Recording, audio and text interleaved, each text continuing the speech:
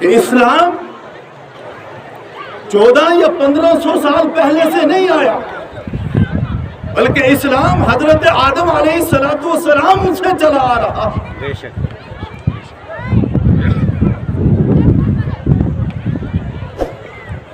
اور اگر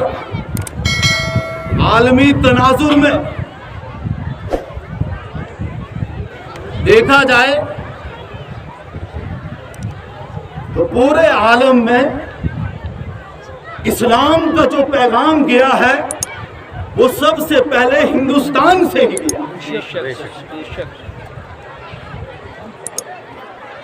اس لیے ہمیں ہندوستان سے اس اعتبار سے بھی محبت کرنی چاہیے کہ یہ وہ پہلا ملک ہے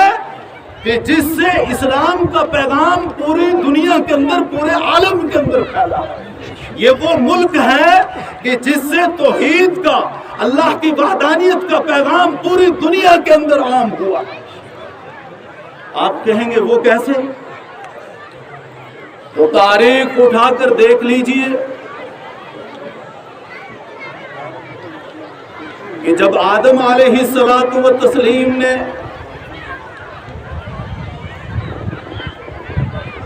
جنت کے اندر ایک درخت کے پھل کو چکھ لیا تھا، جس کا پھل کھانے سے اللہ رب العزت نے آدم علیہ السلام کو منع فرمایا تھا،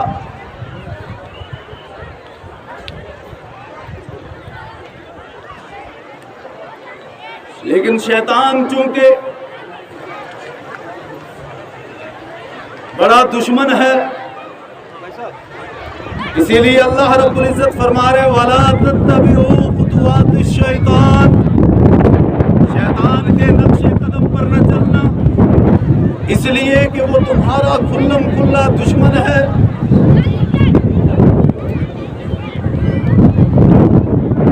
شیطان نے حضرت آدم علیہ السلام سے ایک اجتہادی لغزش کروا دی، کیونکہ ہم اس کو غلطی یا خطا نہیں کہہ سکتے، اجتہادی لغزش ہی کہیں گے، کیونکہ اہل سنت والجماعت کا عقیدہ ہے کہ انبیاء معصوم عن الخطا والنسیان ہیں۔ حضرت آدم علیہ السلام نے گیہوں کا وہ دانہ کھا لیا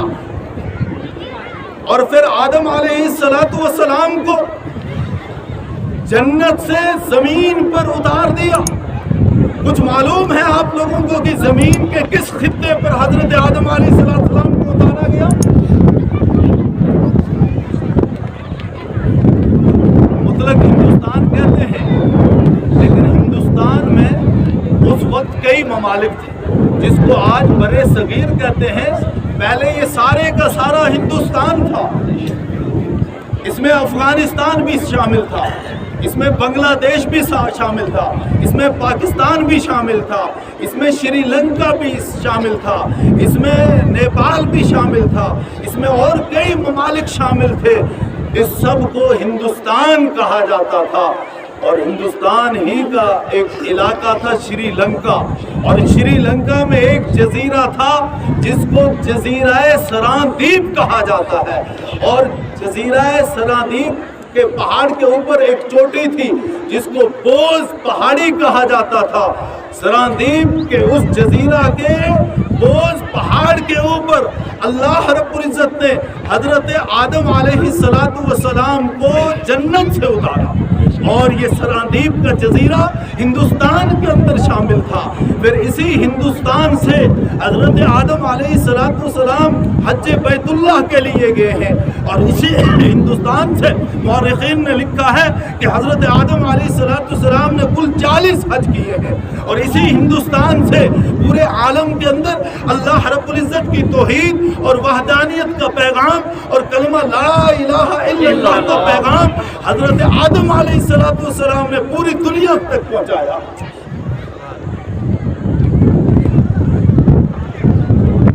آپ کی معلومات کے لیے یہ بھی عرض کر دوں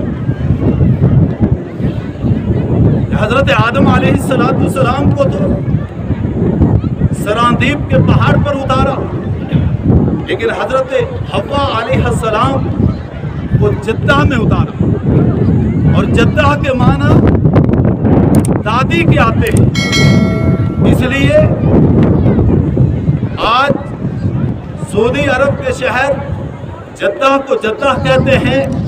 کہ وہاں پر تمام انسانوں کی ماں حضرت حوا علیہ السلام کو اتارا گیا، اور اسی مقام پر حضرت حوا علیہ السلام کا مزار بھی ہے، ان کی قبر بھی وہاں جدہ میں موجود۔ عرب والے اس کو جدہ کہتے ہیں اور عام اجمی لوگ اس کو جدہ کہتے ہیں، اور عربی میں بھی جدہ لفظ استعمال ہوتا ہے، اس کے معنی دادی کے ہیں، اور یہ حضرت حوا علیہ السلام کی جانب منسوب ہے، اس لیے جدہ کو جدہ کہا جاتا ہے۔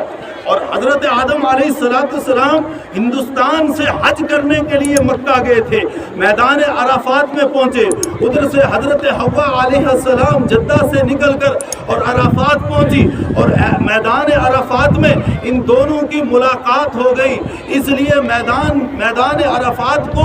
عرفات کہا جاتا ہے۔ یہ عرفہ یعرفو سے ماخوذ ہے، اور اس کے معنی جاننے اور پہچاننے کے ہوتے ہیں۔ حضرت آدم علیہ السلام نے حضرت حوا کو وہاں پہچانا، وہاں ان کا بہت عرصے کے بعد، کافی مدت کے بعد تعارف ہوا، اس لیے میدان عرفات کو میدان عرفات کہا جاتا ہے۔ تو حضرت آدم علیہ السلام نے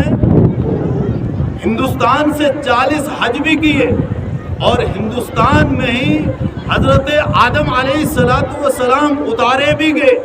اور حضرت آدم علیہ السلام روئے زمین کے اوپر،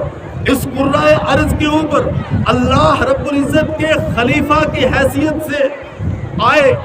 کیونکہ قرآن کے اندر موجود ہے انی جاعل فی الارض خلیفہ، بہت طویل واقعہ ہے۔ جس طرح سے حضرت آدم علیہ السلام اس روئے زمین پر پہلے خلیفہ کی حیثیت سے آئے، اسی طرح حضرت آدم علیہ السلام اس روئے زمین پر پہلے انسان کی حیثیت سے بھی آئے، اسی طرح حضرت آدم علیہ السلام اس کرۂ ارض کے اوپر سب سے پہلے پیغمبر کی حیثیت سے بھی آئے، سب سے پہلے نبی کی حیثیت سے بھی آئے۔ گویا کہ ہندوستان سے پورے عالم کے اندر اسلام کا پیغام پہنچا ہے، اللہ کی توحید وحدانیت کا پیغام پہنچا ہے، ہندوستان سے اسلام کا پیغام اور کلمہ لا الہ الا اللہ